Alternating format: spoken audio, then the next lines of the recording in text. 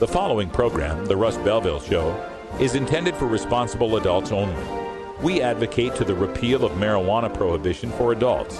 We discuss the science, culture, and controversy about America's marijuana laws. We do not advocate any illegal activity and encourage all listeners to learn their state and federal marijuana laws. Opinions and claims made by guests and advertisers on The Russ Belville Show are their own, and The Russ Belville Show cannot be held legally responsible for their validity or reliability. Viewer discretion is advised. You take a seed, you plant it, you grow it, you dry it, you roll it, you smoke it. You take a seed, you plant it, you grow it, you dry it, you roll it, you smoke it, and it goes down smooth. Hey! Spanning the continent to bring you the truth about cannabis and marijuana law reform. I smoke pot and I like it a lot. From the promise of legalization. And I think that we need to rethink and decriminalize our marijuana. To the agony of prohibition. One major responsibility is to encourage people to use less drugs. The Russ Belville Show, the voice of the marijuana nation. Yeah, I hear you had a question for me. Now, here's your host, Radical Russ Belville. We love it. Good day, tokers and tokettes, and welcome to the show. It is Monday, July 22nd, 2013, and it's got to be 420 somewhere in the world. We're so glad you could join us today, and I am so excited. I spent my first weekend in my new home, the Buck and Bronco house, just 8 blocks away here from Roll Tide Studios. We're slowly but surely getting all moved in, and on Wednesday, that will be our last show from our temporary studios here at Roll Tide. That's right, and Wednesday night, the Red Eyes Reggae Flashback may be the first show from the new Rolla J Studios. So, congratulations. Yeah, Brian the Red will be opening up our new studio. Sounds pretty fun, huh? Well, you know, we've been rolling along, and the new Rolla J is just a few blocks away. Yeah, it's going to be a lot of fun. I hope you guys enjoy the new setup. Big studio space. We'll have the green screen back up and better this time because it'll be flat up against the wall. Better lighting and a tile floor. We can actually roll across the floor. That's going to be very nice. So looking forward to that. We'll bring you all sorts of pictures and videos as we get moved in.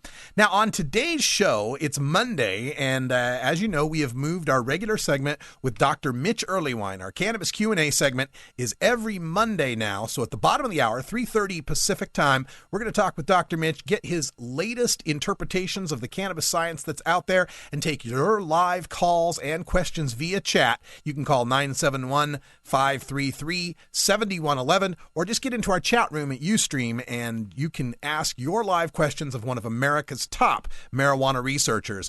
Also on today's show, in our Radical Rant segment, we're going to take a look at the origins of the word marijuana. You may have heard all sorts of theories and speculation about where the word marijuana came from. We're going to take a look at the historical record and try to get to the bottom of this in our Radical Rant segment. In our Behind the Headlines segment today, we're going to take a look at craft breweries, something that Portland is very fond of, being Beervana. We're going to take a look at these craft breweries that are merging with the marijuana culture now that marijuana is somewhat legal and legal in a couple of states, and how they're having to get around an obscure federal regulation that prevents them from mentioning marijuana. The beer makers are going to help us fight the ad wars. This is going to be a lot of fun. Also, in today's 420 Radio News, we got some headlines, including a look at mangoes, a fruit you stoners ought to start thinking about stocking up on. And our daily Toker Tunes today, in celebration of the Northwest String Summit, we've got some Yonder Mountain String Band. It's a chock full show, plus an hour two, some Trayvon Martin rally coverage from our own Brian the Red. Stick around, it's the Russ Belville Show. We'll be right back.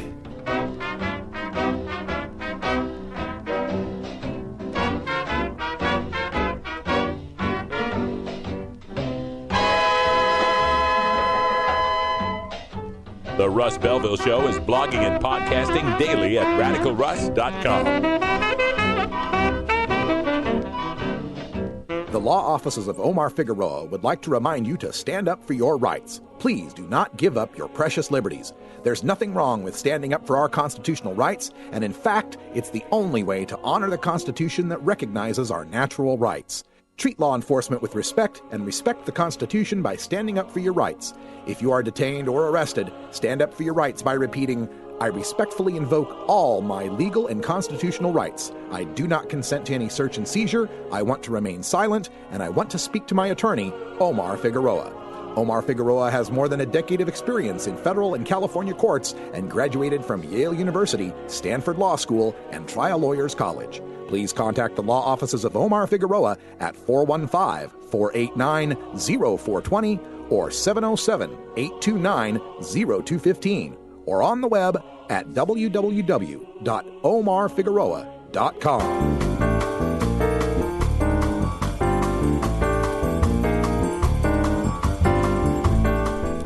This is your 420 radio news for Monday, July 22nd, 2013. I'm Russ Belville.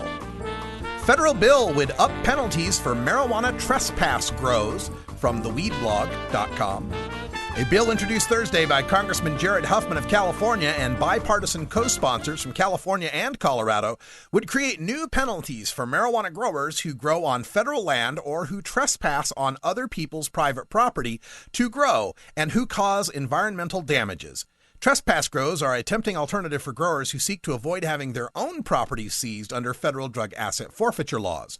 Growing marijuana on federal lands, or anywhere else for that matter, is already against federal law, but the cutely acronymed Protecting Lands Against Narcotic Trafficking, or PLANT Act, would instruct the U.S. Sentencing Commission to establish new penalties for trespass grows.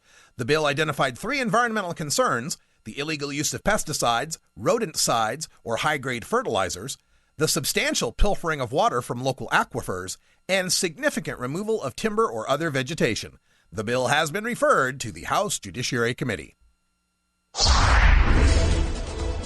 Marijuana does not promote liver disease progression in HIV or Hep C co-infected people, from HIVandhepatitis.com. Smoking cannabis was not associated with liver fibrosis progression in a study of nearly 700 people with HIV and hepatitis C co-infection, according to a study described in the June 28, 2013 advanced edition of Clinical Infectious Diseases. Lawrence Burnett from McGill University and fellow investigators with the Canadian Co-Infection Cohort sought to estimate the effect of regular marijuana smoking on liver disease progression among 690 HIV Hep C co-infected people from 17 HIV clinics across Canada who did not have significant fibrosis or end-stage liver disease at baseline. There were no differences between marijuana users and non-users. The study found no evidence that marijuana smoking was associated with accelerated progression to significant liver fibrosis or cirrhosis. Smoking an additional 10 joints per week was associated with a slight increase in the risk of clinical cirrhosis or cirrhosis and end-stage liver disease combined. However, when exposure was lagged or limited to 6 to 12 months before diagnosis, marijuana use no longer showed a significant association with either outcome. Based on these findings, the study authors concluded, quote, in this prospective analysis, we found no evidence for an association between marijuana smoking and significant liver fibrosis progression in HIV Hep C co-infection. State senator leading another charge for medical marijuana from WHAS11.com, Louisville. A Louisville senator is hoping to add Kentucky to the list of 18 states that have legalized medical marijuana. State Senator Perry Clark has introduced a bill for the 2013 legislative session that would legalize pot for medical use in Kentucky. He and the group of Kentuckians for medical marijuana were celebrating at Clark's Louisville home Sunday because there will be a public hearing on August 21st in the Health and Welfare Joint Senate-House Committee. Quote, it's time. 40% of the states have already passed medical marijuana laws, and Kentucky is kind of fallen behind on that. The science is far on our side. Cannabis is medicine. It's medicine in its many forms, end quote, Clark said. Senator Clark introduced a similar bill last year, but it failed to gain any traction. Why should cannabis be considered doping in sports? From Frontiers in Addictive Disorders and Behavioral Discontrol. The World Anti-Doping Agency included cannabis in its prohibited list in 2014, claiming that cannabis may improve performance in some sports and is an illegal drug in some countries.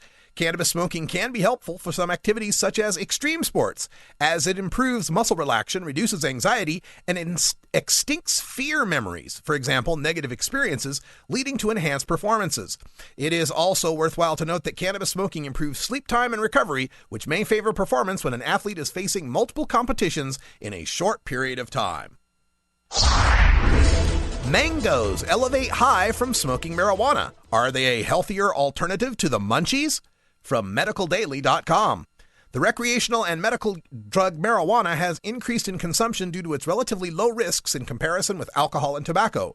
For recreational and medicinal users of the drug, consuming a mango before or after inhalation can prolong the high effect, providing additional aid to chronic pain sufferers.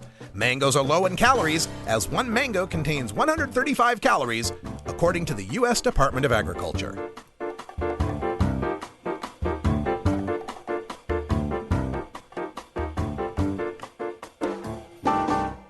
This has been your 420 Radio News for Monday, July 22nd, 2013. I'm Russ Belville. When we come back, we go behind the headlines to take a look at marijuana-loving beer breweries that are embracing weed-themed branding, despite a federal prohibition on such branding. You're listening to The Russ Belville Show on 420radio.org. We'll be right back.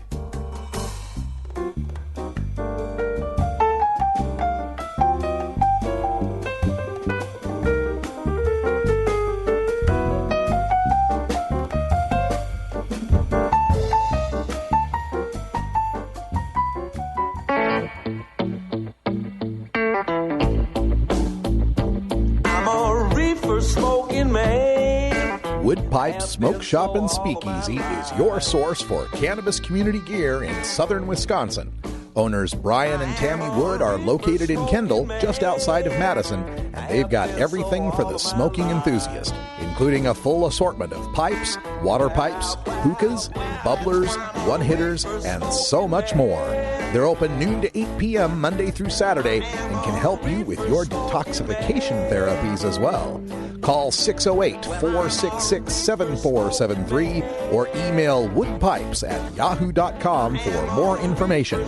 That's 608-466-7473 or email woodpipes@yahoo.com. And as always, go pack go.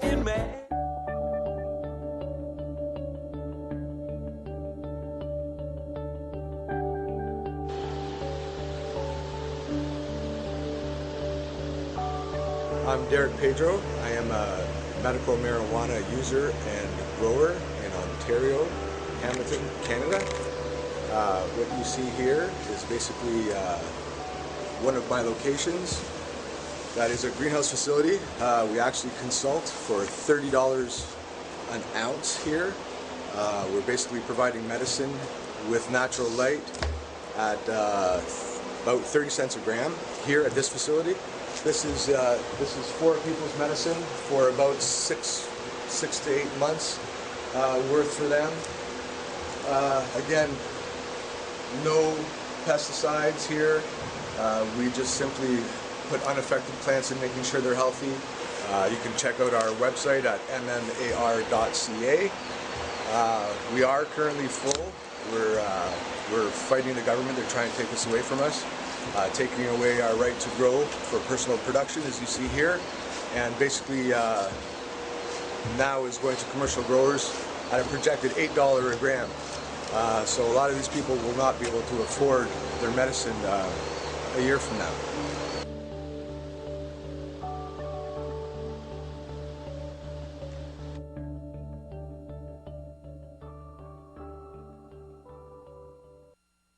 Respect the law, but know your rights. And share if you can. Ask me any question, I'm gonna plead the fifth. Unless you asking me if I wanna smoke a spliff, then I'll be coming over. I'm gonna take a lift.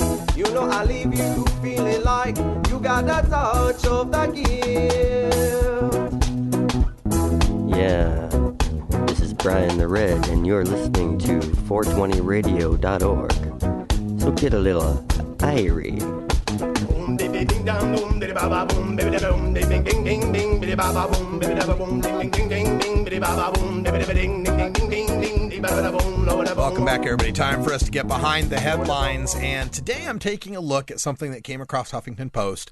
The title of it was "Marijuana-Loving Beer Breweries Embrace Weed-Themed Branding, Defying Federal Government." Kind of an interesting take here, and I've seen a couple of these brews as I've been at different clubs here in the Pacific Northwest.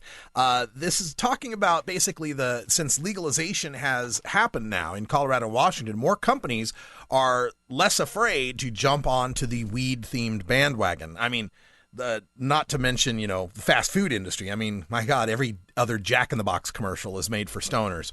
But the problem that the beer industry faces that these other industries don't face, right? Like if you're trying to pass off these ads, for ice cream bars or sourdough jack sandwiches, right? You might get a protest from a pastor, from the PTA, somebody might not like it, write a letter to the editor or something. But with alcohol, there is actually a federal bureau that controls how the beer brewers can advertise. It's called the Alcohol, Tobacco, Tax and Trade Bureau. It's just TTB is what they abbreviate as. It's a small office in the federal government that approves all alcohol beverage labeling. And it's got a document from 1994 that forbids any weed references on alcohol labels, right? The government document says drugs, drug terms, or slang associated with drugs are forbidden in beer labeling. And in the document, they also say, quote, "We do not believe that responsible industry members should want or would want to portray their products in any socially unacceptable manner." End quote. So this has caused a problem for a few of these brewers that have come up with some of these custom craft beers. There's one Dark Horse Brewing Company. They're in Michigan, and they had a brew that they sold called Smells Like Weed IPA. By the way, IPA is an India Pale Ale, and it has to do with the fact that when the British were, colonizing India, shipping their beer all that time to get to India, it would go bad. So they had to make it more bitter and put more stuff in it, and that's why the IPAs taste a little different. I got a little beer education the other day. So anyway, these Smells Like Weed IPA got rejected by the feds. So they changed the name to Smells Like a Safety Meeting. Smells Like a Safety Meeting IPA. And of course, Huffington Post had to explain that a safety meeting is what we call a toke break when you're at work. All right, there's another brewer. This is up in Seattle, and this is the one I'd seen. Red Hook Ale Brewery has a joint effort hemp ale. Joint effort, right?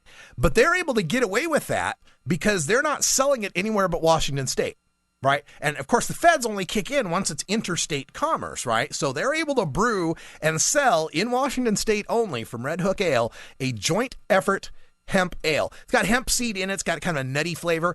And the keg tap, the tap handle, is a bong. They've actually manufactured a bong tap handle for the brew. Now, there's another ban that's kind of interesting. Since 1954, the government has banned any design or pictorial representation relative to the American flag on beer packaging. Don't tell Budweiser that with all their American flag, but Budweiser says that's not the flag. It's some other red, white, and blue thing with stars that they're paling there. All right. There's another brewer, Lagunitas in Petaluma. I'm probably mispronouncing that. They had an ale called The Chronic. They had to change that to Censored since they couldn't call it The Chronic. And of course, the owner of this company kind of complained. He said, "Let me ask you guys a question. What do you think Bud means? What do you think High Life means?" Of course, the feds don't care about it when it's the macrobrewers that pay a lot of taxes. And then there's Concord, California-based ale industries that had one called Orange Kush. They had to change that to Orange Shush because we can't talk about the Kush. Mount Shasta Brewing Company in Weed, California, actually got away with their Weed Golden Ale because the American Civil Liberties Union came in and sued because it's about the city of Weed, right? And then there was a picture, it kind of made Brian a little upset, but another one of their brews, it was called Shastafarian Porter. So we've got a lot of the beer industry jumping in on the marijuana-themed bandwagon here, having to fight federal regulations that prevent them from mentioning weed. We're going to see as marijuana becomes retailed in Washington and Colorado, the work groups have already specified that there won't be advertising of marijuana in any sort of form. I don't know how long this can stand up, and I don't think it's absolutely necessary. Yes, let's not aim the ads toward kids or have cartoons or anything, but why can't adults advertise a product for adults? All right. Speaking of the weed-themed culture, it's 4:20 back in the Mountain Time Zone in Colorado, America's weed capital, Denver. Happy 4:20 to all you dabbers out there. That means it's time for a safety break. Safety meeting! Oh, have you ever met that funny reefer man? A reefer man.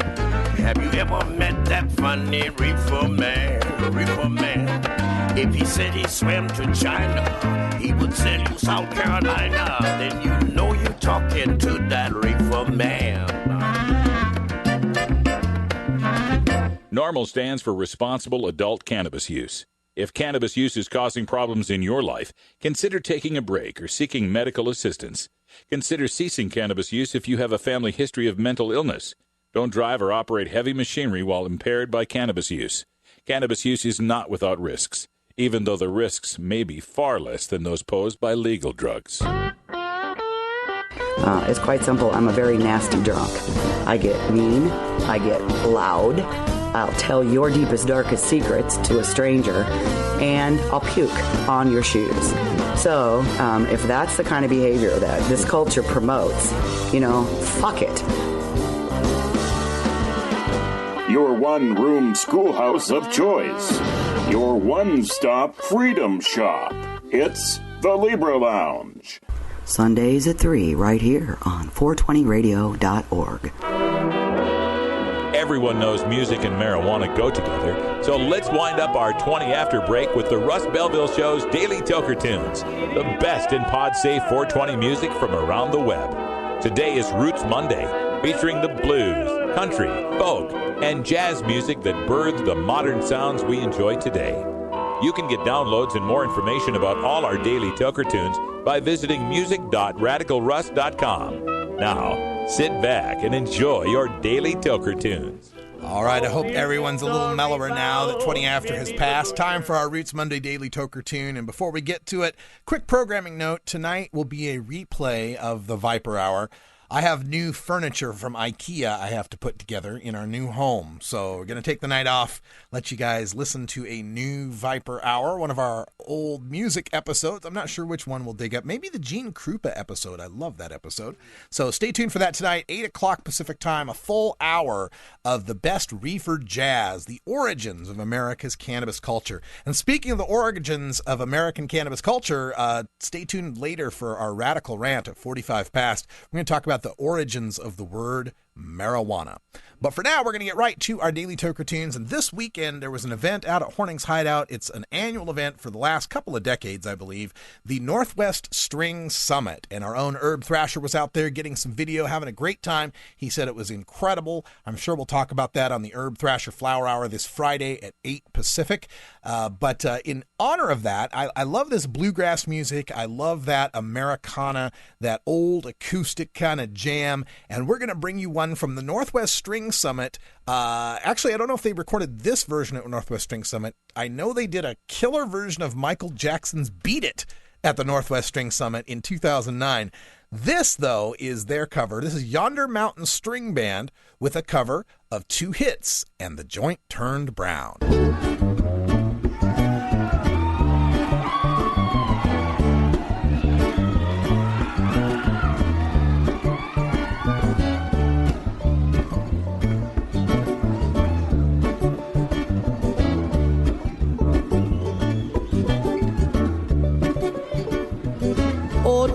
Johnston wants 1, 2 hits, 1, 2. Adam taking the thing he wants, not just one. He wants 1, 2. Ben, well, he always wants the 1, 2, 3, 4, 5, 6, 7, 8, 9, 10. Me, I could go for 1 or 2 or somewhere in between 30 hits. Now Bob Marley and his reggae band, 2 hits and the joint turned brown. Play that reggae music all over the land. 2 hits and the joint turned brown. Oh, sweet mama. 2 hits and the joint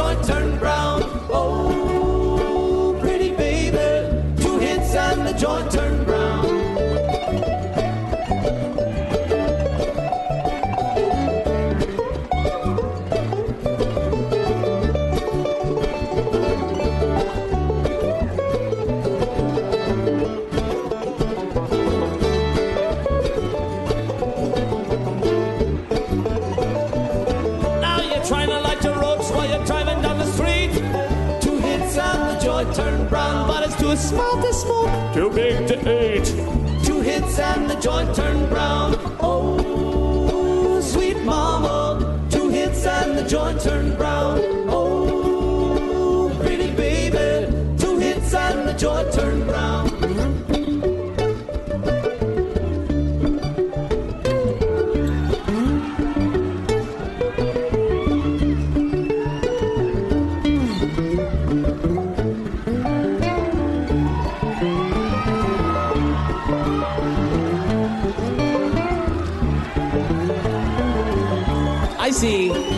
I see how it's gonna be.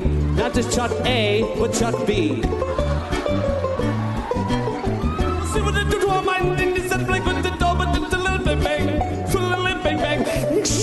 Oh wait, it must be High Country Stella brand, Stella skunk is skunk in the mug in the funk in the mug in the shake it, shake it, shake it, shake it, shake it, the dank, pump the dank, shake the dank, shut the smoke, the dank.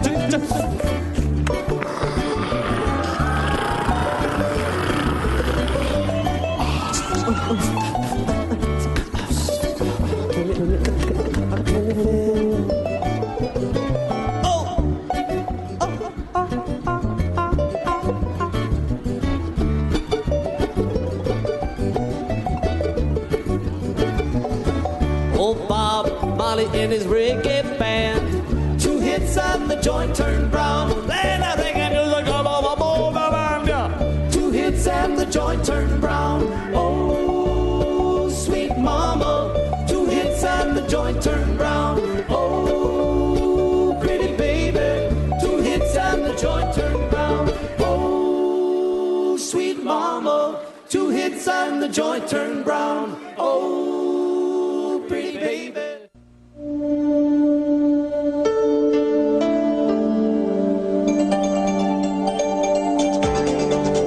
This is the brain activity of a normal 14-year-old.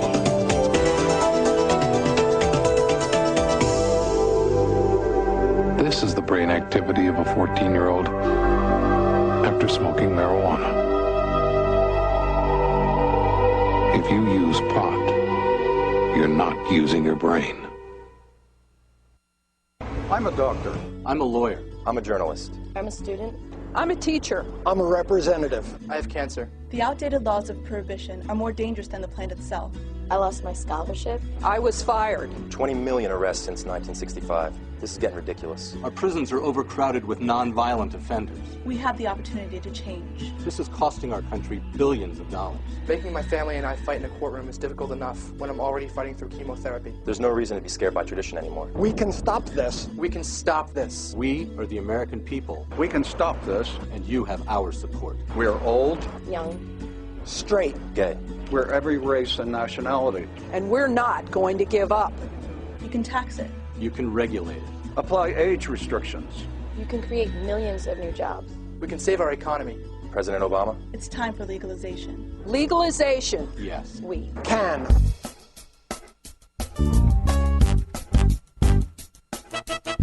It's time for the Russ Belville Show's Cannabis Q&A with Dr. Mitch Earlywine.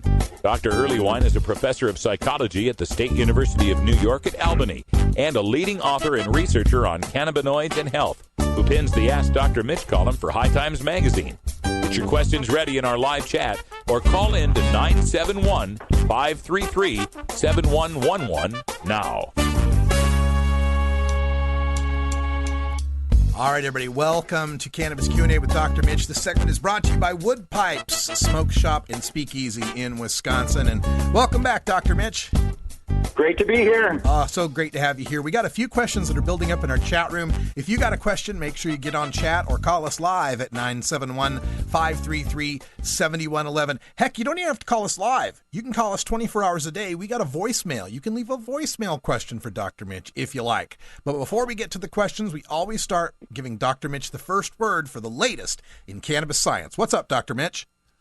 Well, interesting website that Trickster Phillips forwarded to me with some misinformation about cannabis and pregnancy. I'm not a fan of cannabis use during pregnancy unless it's no other nausea drug seems to be doing the trick. But there's a lot of alarmist stuff out there. What we do know is one data set suggests that kids exposed to cannabis in utero were more likely to have ADHD at age 6 and 10, but they never measured ADHD in the moms, so we really don't know if that was causal or not.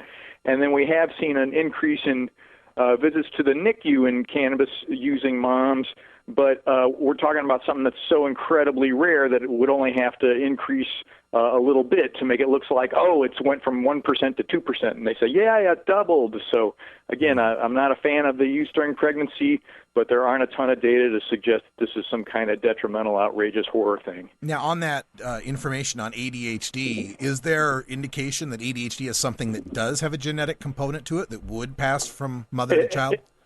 In fact, ADHD is highly heritable. We do see a father-to-son heavier loading in some of the genetic studies, but clearly there does seem to be a genetic component. Okay, so let me get to one of our questions from the chat room, and this is coming from Dolink, who asks, he read some articles regarding dry mouth and cannabis, one by a dental hygienist that suggested that this was a terrible, terrible thing. He was pro-marijuana, and my dentist says users are at risk for caries caused by activation of endocannabinoid receptors of the salivary glands. I don't know if he means cavities or what caries might be, but what do we know about dry mouth and dental health?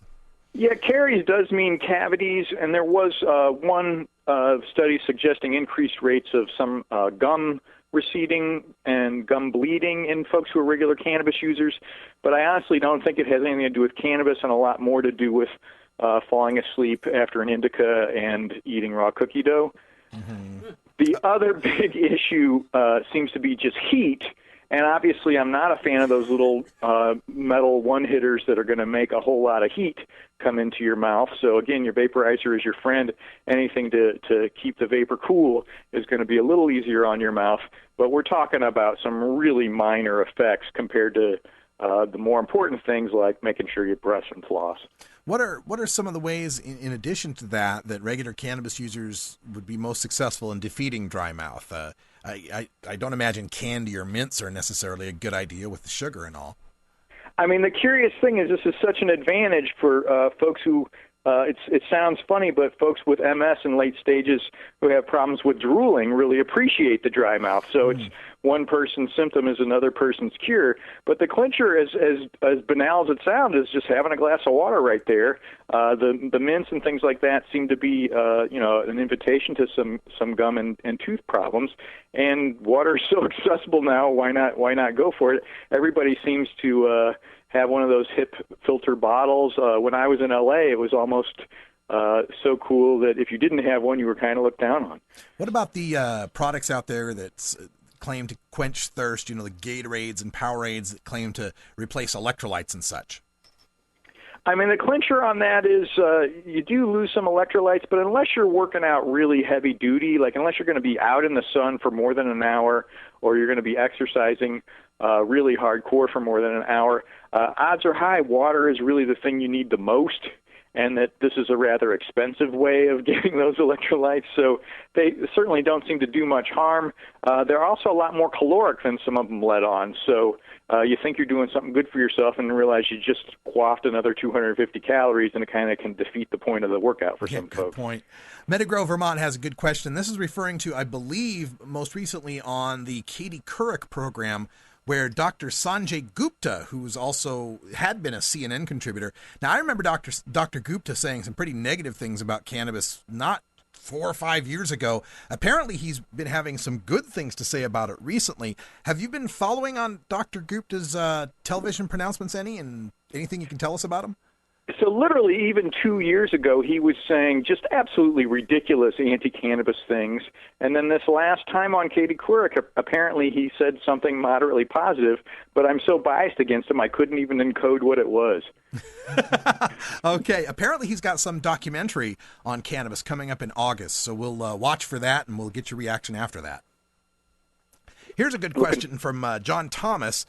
Says, new research shows that THC can help prevent heart attacks and improve recovery after one. Is there any reason to believe an average marijuana consumer would not obtain this benefit? So this is a curious thing because one big review suggests, in fact, this is problematic for cardiac health, and then the antioxidant properties make it seem obvious that this should be helpful. So I'm mistrusting a little bit on each side. The mechanisms sound compelling in each direction. THC tends to increase heart rate. In fact, smoking cannabis tends to increase heart rate. So if you have a problem with rhythm, any kind of cardiac arrhythmia, things like that, that may be something that could put you at risk for problems. But in contrast, all the cannabinoids really have these interesting antioxidant effects that tend to minimize some of the damage that can be done to cardiac muscle and cardiac tissue in general when you're exposed to extreme aging and things like that. So it seems like this would be at least a break even, if not a modest benefit. But any of these big lung buster hits where you're holding your breath a lot and feeling your heart rate increase really rapidly, that's really just a poor use of cannabis. All right. Here's a story that we got from our headlines today, and it was from HIVandhepatitis.com. A study showing that marijuana did not promote liver disease progression in people co-infected with HIV and Hep C. And I'm wondering, Dr. Mitch, why would they even wonder about that? I thought marijuana was not toxic to the liver. Why would they even think that it would promote liver disease? I mean, the funny thing about this is that they're so in search of some negative that this was funded before things were so clear that the liver disease issue was really not an issue. And it's unfortunate, but people are still getting denied liver transplants if they're cannabis users, and that is just so wrong and so idiotic. So I was happy to see that there was a journal that was willing to put this out, in part just to help buttress arguments for liver transplants for folks who are medical cannabis users, but also the combination of HIV and Hep C. I mean, it's just such a horrible double whammy, and so they didn't want to overgeneralize from folks who didn't have HIV to folks who do have HIV, and it was just reassuring to see that this is the case even in that sample. Yeah, and this hits us here at the show so personally because of our friend Ganja John, who had to go through transplants and had to basically hide and jive his way through the system to be able to get that transplant. And another friend of ours is Greg DeHote, a.k.a. Cannabis Cure, out there in the UK. He came to the U.S. as a Crohn's patient and just in haggard shape when I first met him. His latest show, he's talked about how it seems his disease has gone into remission. He suffers from Crohn's disease. And last week we did a story from the journal, it came from the Journal of Clinical Gastroenterology and Hepatology, saying that marijuana could possibly cure Crohn's disease. What are you finding on that front, Dr. Mitch? And I think it's right. Greg looks great. My looks at that literature are not as encouraging as these really heartfelt responses I've been getting on both Facebook and via email. When you think about at least some of the precursors to it, so we've got compelling data with irritable bowel syndrome, which has some of the same sort of symptoms. Curiously, I have a number of people who've been emailing me who suggest that when they quit smoking cigarettes, some of the symptoms flare up, and it takes about a month for some of that stuff to die down. So there may be some basically commingling of some of those same issues. When you see some of the vascular effects of the cannabinoids, it might make some sense, but we just don't have the randomized clinical trial yet. So I am so delighted about our pal over in the UK because, he really was not doing well and seems to be categorically better. We do know that it's got to be combined with a lot of the things that also help. So an appropriate attention to diet, an appropriate attention to some of the other medications that can be helpful, some interesting evidence on curcumin, some other plants that also seem to enhance some of these same flavonoids, terpenoids that might be the mechanism. And then by all means, let's get those randomized clinical trials done because I really feel like there's enough people suffering from this and they ought to have access to the medicine. We have a question here from Metagrow in Vermont who says, insurance companies are changing a driver's rate when they find out you are a patient. And I assume they mean increasing and marijuana patient. Have you seen this happen with any other patients nationwide? Sad but true. There's talk about doing this for folks who are chronically on the opiates. And in fact, you develop tolerance to those and to the cognitive effects of cannabis. So I feel like it's kind of unfair because it's really just a modest correlation with accident rates, and it seems like it's just so unjust to seek these people out and then somehow assume that their accident rates are going to be higher. And I haven't seen the actuarial data, but I can't imagine it's really that incrementally large. There were data to suggest that cigarette smokers were at higher accident rates and in part should have been charged more for insurance, but it was actually because they were smoking cigarettes while they were driving and, getting ashes on themselves and suddenly ending up in a crash. So, I mean, I feel like it's completely awry, one of these weird mathematical things that has gone in a bad direction. All right, and finally, for our last question, again, last week we had a lot of science stories, and this one came from a place called truthonpot.com, a study on electroacupuncture on rats that found it kind of increased the endocannabinoid system, that this may be why acupuncture works. Had you ever heard of this, acupuncture working because it stimulates endocannabinoids? No, but it's intriguing because we have seen other things where pain, the effect of other analgesics is not as good if you block the endocannabinoid system. So it kind of makes some sense that this was a reasonable place to look. And I really do buy this. This was a decent sample size. They really did a good job as far as how they constructed this argument. And so it does suggest that in a way, when acupuncture does work, it's essentially endocannabinoid mediated. Wow, we are learning so much every month, every year here about the endocannabinoid system. Just a few years ago, we didn't even know it existed. Dr. Mitch, thanks for joining us. And folks, if you didn't get your question in for our Cannabis Q&A, you can always send it by email. Go to our contact form at 420radio.org/contact. Look for Ask Dr. Mitch in the drop-down. Or you can send your email directly to 420research@gmail.com. Again, Dr. Mitch, thank you for being with us every Monday here on Cannabis Q&A. Thanks for everything, Russ. All right, when we come back, time for a radical rant, a little history lesson. We're taking a look at the origins of the word marijuana.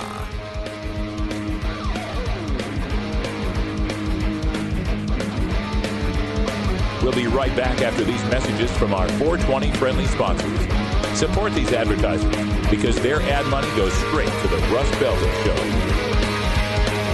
You're tuned into the Russ Belville Show, the voice of the marijuana nation. Cast your eyes up to the skies. What is it to live and die?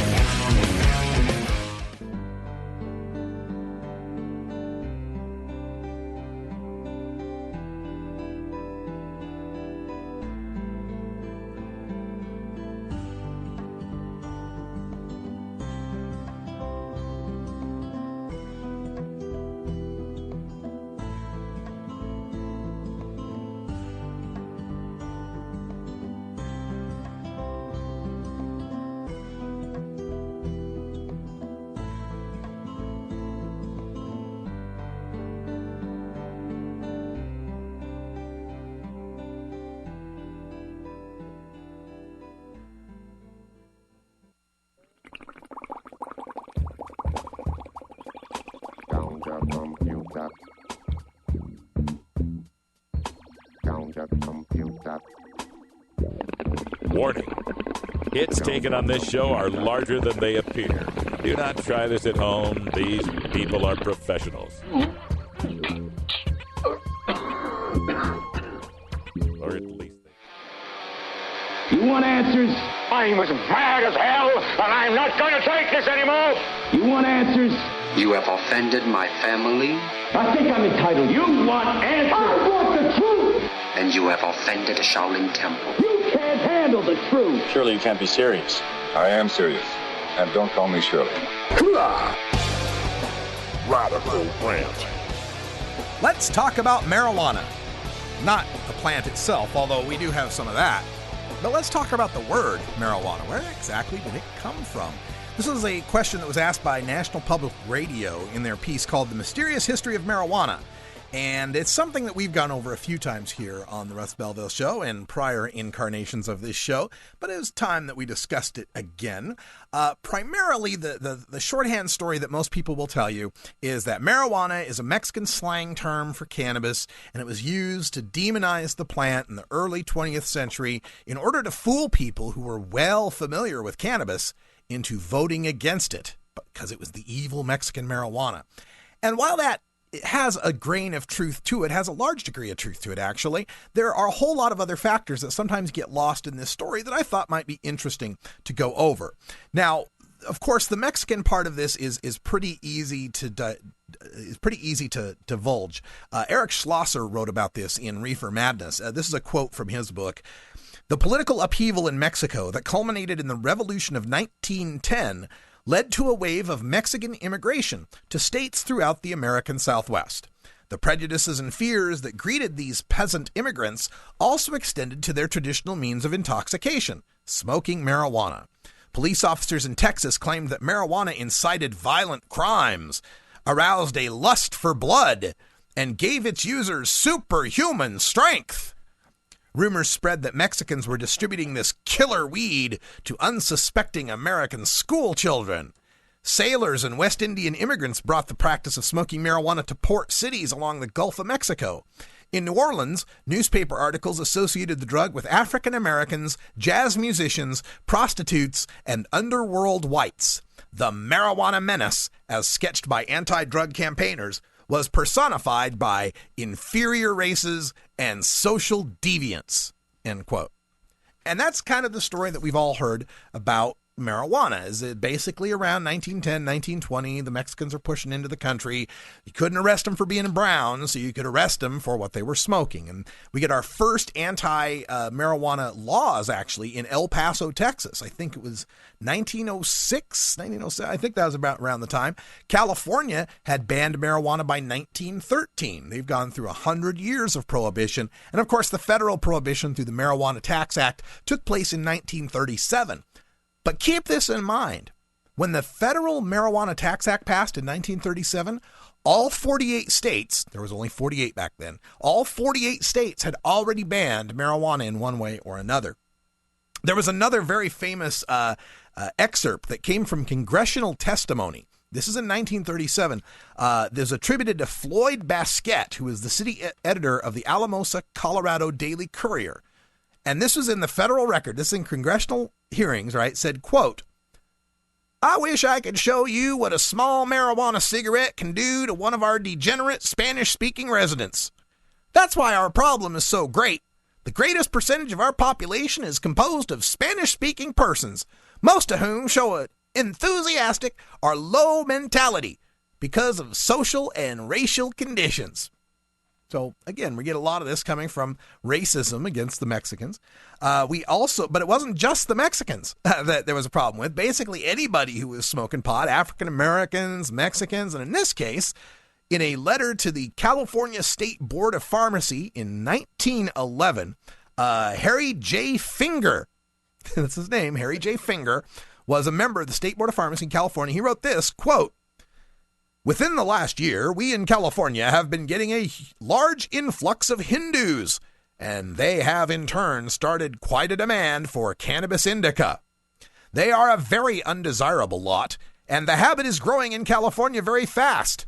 The fear is now that it is not being confined to the Hindus, but that they are initiating our whites into this habit.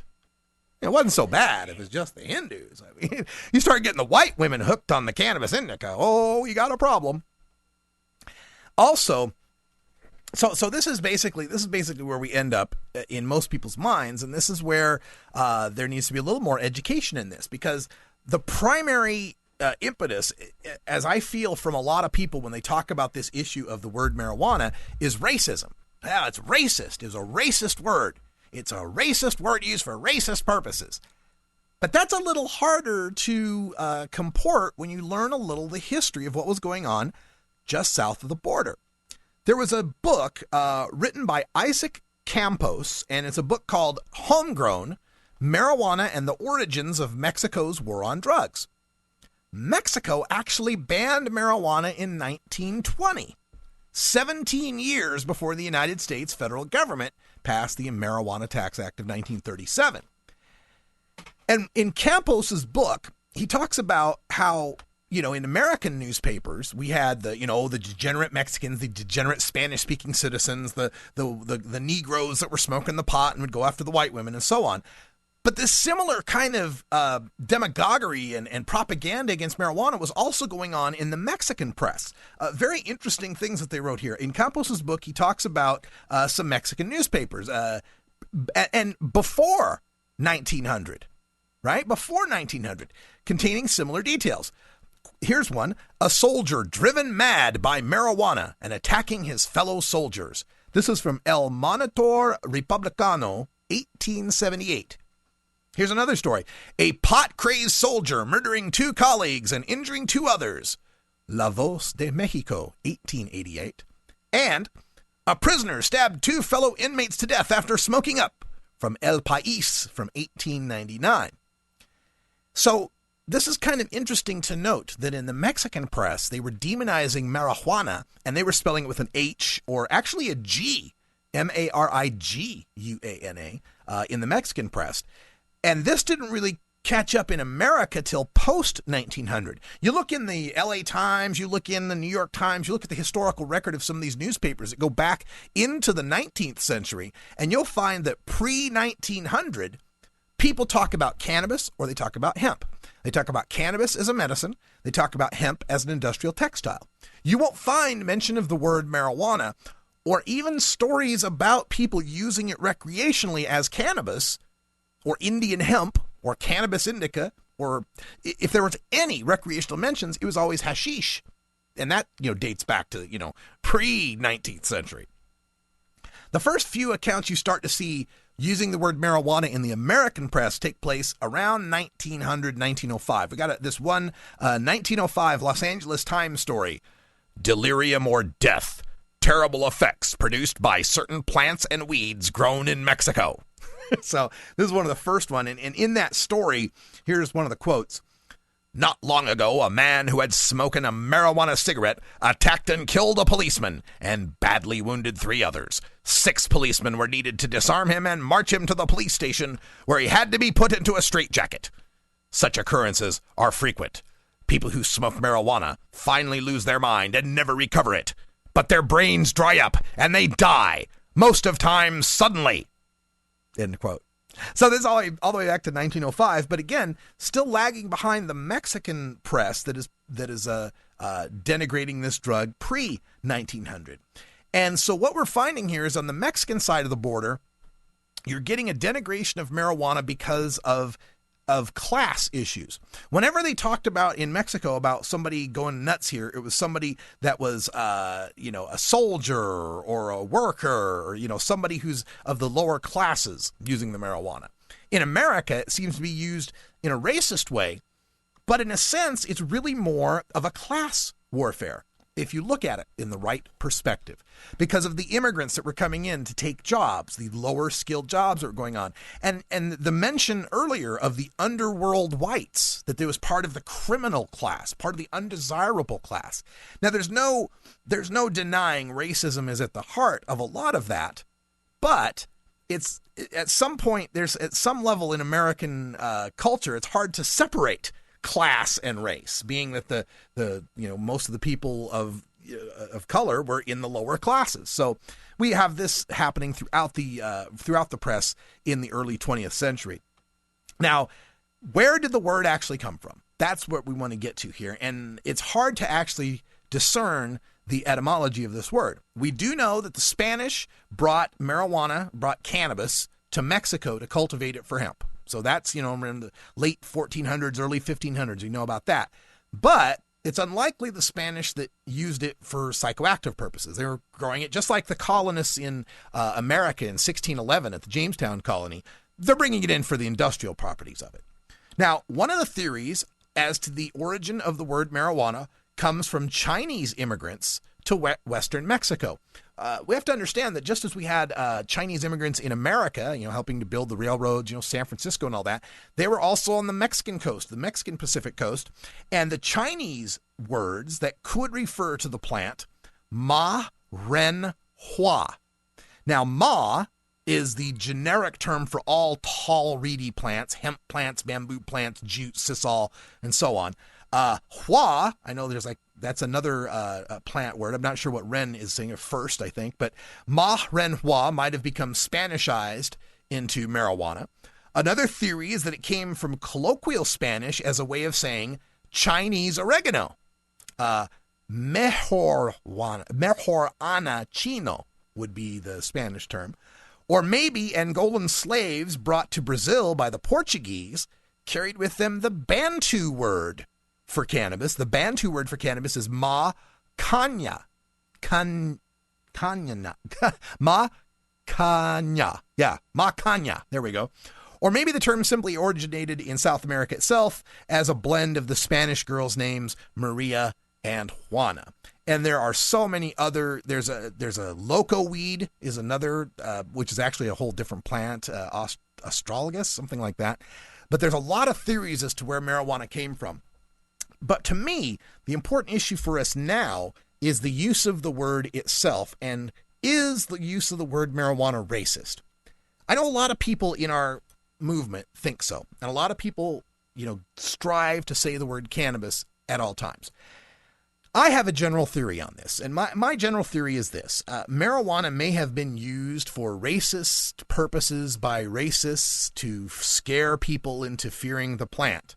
But I don't believe that a word itself, absent context, can necessarily be racist. And in the case of marijuana, if it's a slang term for the flowering tops of cannabis plants that you then dry and smoke, I think it has a good purpose. Sometimes when people say, oh, we're smoking cannabis, I feel that's not quite accurate. That's too broad. I don't smoke stalks. I don't smoke leaves. I don't smoke seeds. I smoke cannabis buds. And if we can have a word for that, marijuana, why not use it? It doesn't have to be a racist word. I like cannabis as the name of the plant, its entirety. I like hemp as the name of a certain variety of that plant, grown specifically for an industrial purpose. I like the word marijuana for the flowering tops that are being used for recreational purposes or even medicinal purposes. And a lot of people disagree with me on this, and especially worldwide. Worldwide, it's cannabis. Marijuana is a very kind of American term. But there are some practicalities to take a look at this as well. When you're doing a Google search, you're going to get 10 times the hits on the word marijuana as you do on the word cannabis, because people think of marijuana and associate that specifically with the plant, with the use of the plant in a recreational manner.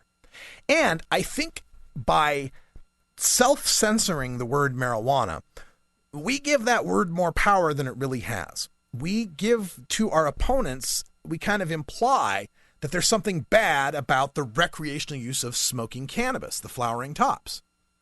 And I know the idea is to try to reframe it by calling it cannabis, but if we're going to reframe, let's be accurate. And like I say, I don't smoke cannabis. I smoke some parts of cannabis. If we can have a word for that, I don't see what's wrong with it. And then if we talk about the other terms, pot, weed, and so forth, well, sometimes in a Twitter world or a headline world, characters matter. Marijuana has 9 letters, pot has 3. If you're trying to get 140 characters into a headline or into a tweet, pot can be a whole lot more useful. And again, in America, pot's going to get you more hits than cannabis does. So let's just find a way that we can deal with this word. If you don't like particularly using it, that's fine. But don't jump all over other people that use the word. They're probably not using it in a racist sense. We're not Harry J. Anslinger or Harry J. Finger, for that matter. We know that when we say marijuana, we're talking about the buds that we smoke and the friends that we smoke it with.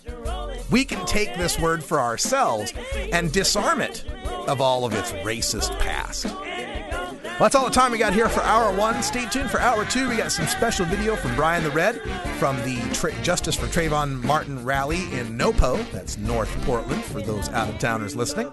Also, we've got Left Wing Larry hanging out in the studio. We might talk to him just a little bit on his first week in Portland, Oregon. The good, the bad, and the ugly. For Brian the Red, I'm Radical Russ. Thanks for joining us. Stay tuned for Hour 2. And until next time, take care of each other, tokers.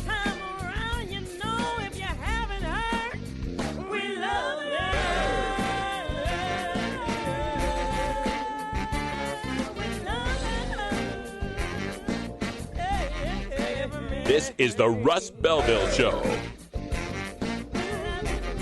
The Russ Belville Show is blogging and podcasting daily at radicalruss.com. You take a seed, you plant it, you grow it, you dry it, you roll it, you smoke it. You take a seed, you plant it, you grow it, you dry it, you roll it, you smoke it. You take a seed, you plant it, you